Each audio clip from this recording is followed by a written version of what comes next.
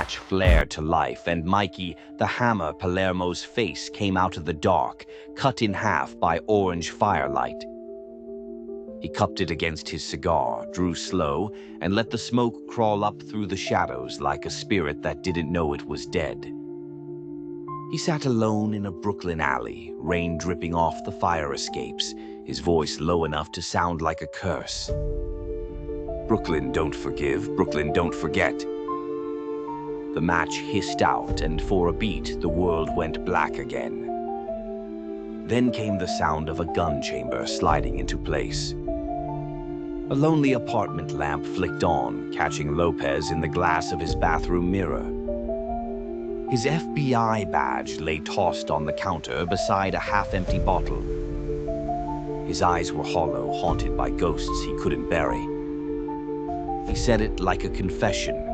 We bury the dead, but the secrets they keep digging back up. The rain hammered harder. Across the river in Philly, Anthony Sessa stepped out of a bar with 2 soldiers at his back, his coat collar up against the cold.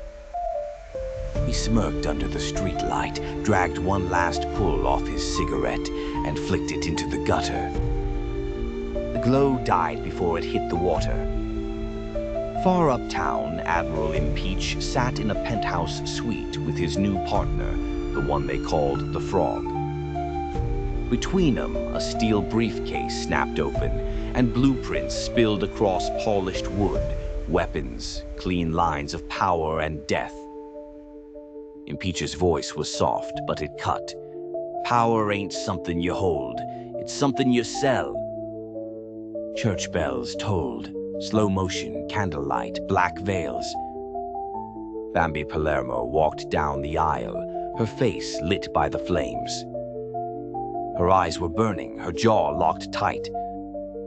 Beside her, Christian Zintilli leaned into the frame, silk suit gleaming, smile sharp enough to cut glass. His hand slid into hers, his shadow stretching long over the marble floor. Marriage, loyalty, betrayal. It's all the same game, Bella, he whispered, breath sweet and poisonous. She didn't answer, but in her sleeve a flash of steel caught the light. Elsewhere, Goku D'Angelo slammed his hand down on the table at La Tavola Nera, red wine leaping from shattered glasses. Nick Palermo stood at his back, fists tight, his face pale, eyes darting like a man boxed in with no way out.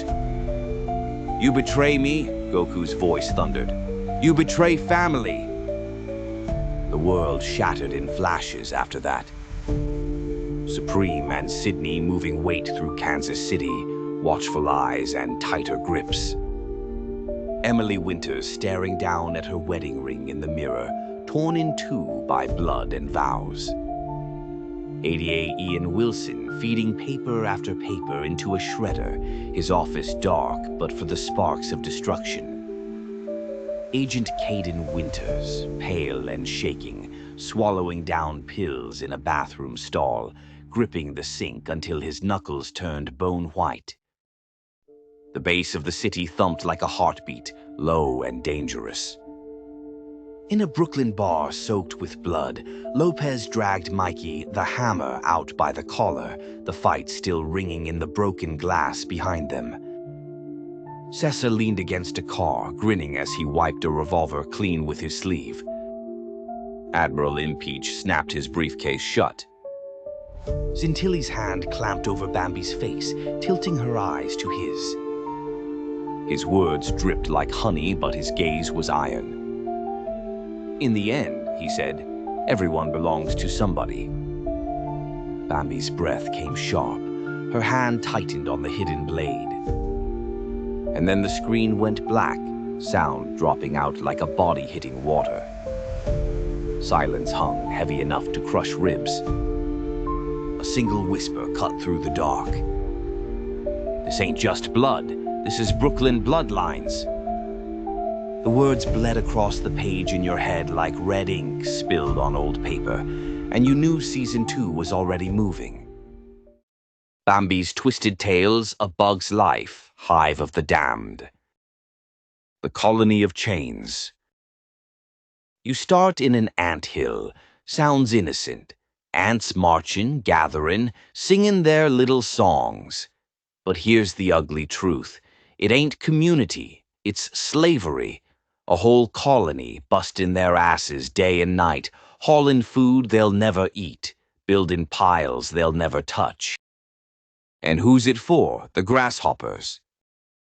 Hopper and his crew weren't bullies. They were warlords. Parasites with wings, feedin' on fear as much as food. Every season they'd come stormin' in, beat the shit out of whoever looked sideways, and take the best of the harvest. That ain't nature's way. That's organized fucking crime, Insect Edition. Flik the fool. Then you got Flik, the inventor. Big heart, dumb luck, always swingin' too wide. The ants hated him not 'cause he failed, but 'cause he thought. See, in a hive, thinkin's dangerous. It slows down the march. It cracks the system. Flik was a glitch in the code, and the colony would have buried him themselves if they weren't so scared of Hopper. But Flik had something the others didn't. Desperation. And desperation makes a man, or an ant, dangerous. The Circus of Freaks. Flik stumbles on warriors, right? Turns out they're just circus bugs. A joke. But think about it. Ain't that the truth of life? The ones you hope will save you are just as broken, just as fucked up, just as trapped in the grind. A black widow that can't kill, a praying mantis praying to not get squashed, a beetle too dumb to realize he's meat. But here's the kicker. Broken things can still bite. The revolt. When Hopper came back, wings buzzing like chainsaws, the ants finally snapped. Not 'cause they were brave, not 'cause Flik gave some big speech. Nah. They realized something simple. There's more of us than there are of them. Ants outnumber grasshoppers 100 to 1, and that's the horror Hopper tried to bury, power in numbers. They rose up, swarm after swarm, teeth snapping, bodies crawling over each other like a tidal wave of fury. For one night, the colony became something worse than the grasshoppers ever imagined, a mob. The storm. But nature don't hand out happy endings. Just when victory tasted sweet, the rain came. You think bullets are scary. Try raindrops the size of boulders, pounding craters into the earth, drowning thousands in seconds.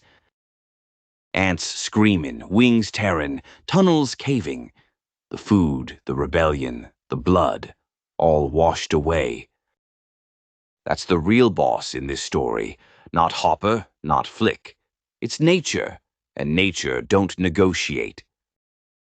The end of Hopper. They say Hopper got eaten by a bird, but don't romanticize it. He wasn't punished. He was recycled. His wings torn, his body snapped, his guts spilled into hungry beaks. In the end, even the predator's just food for something bigger. That's the circle of life they don't show you. The colony aftermath. Yeah, Flik survived. The ants cheered, built a better future. But tell me this, what's better about trading one tyrant for the tyranny of numbers? You think individuality survived that? Nah. They still march, still work, still slaves to the soil, only now the whip's invisible. Moral of the story. Don't believe the fairy tale of freedom through rebellion. Overthrow the boss, sure, but remember, the rain's still coming. The world's still bigger than you, meaner than you, and hungrier than you. Freedom ain't a fight, it's a fucking illusion.